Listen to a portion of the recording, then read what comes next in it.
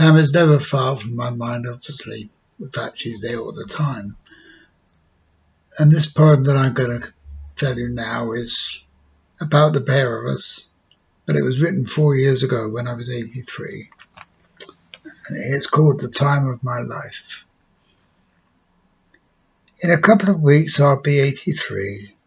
As I look back over my life, the things I've done, I wouldn't change one, or the wonderful years with my wife. The ups and the downs we will read in this verse, sometimes for the better, sometimes for the worse. Often without a cent in the purse, it was worth all the trouble and strife. Meeting Pam was the best thing that I've done. I even thought that at the time. The date, 8th of May 1971. Maybe you'll think that's a crime, because Pam was married and so was I. Pam's husband had left, 12 months had passed by.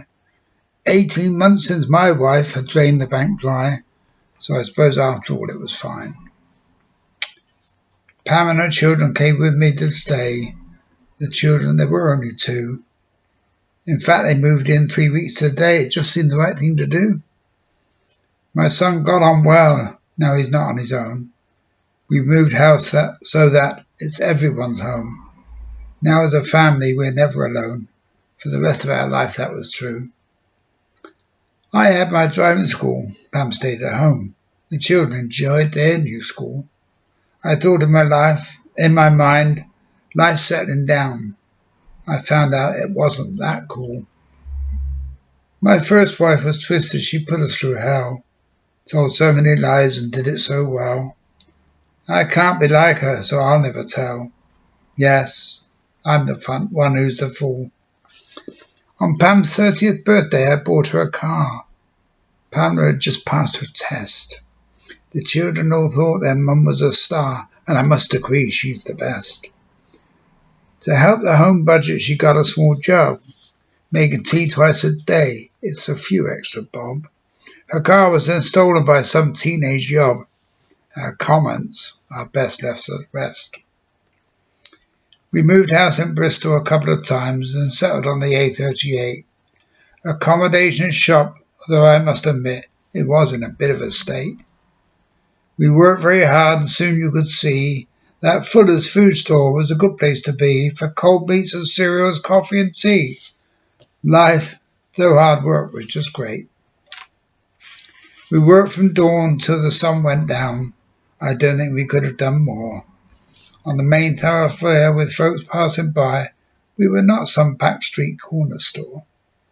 Life isn't always gentle and kind. It can be brutal, can this daily grind. Like so many others, one day you find it's all over. You're out of the door. Then you pick yourself up, brush yourself off and start all over again. You draw your horns in, both get a job and work through the anger and pain.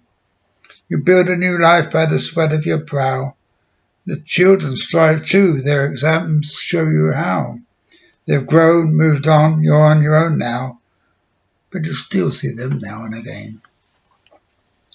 Now we've retired, it's time to move on. Somewhere we would both like to be. Perhaps in the country with lovely long walks. Perhaps a small place by the sea. Why not have both? Indulge your desire. A stone-built cottage, a nice open fire. We found a place, it's in Dorsetshire, and that's where you'll find Pam and me.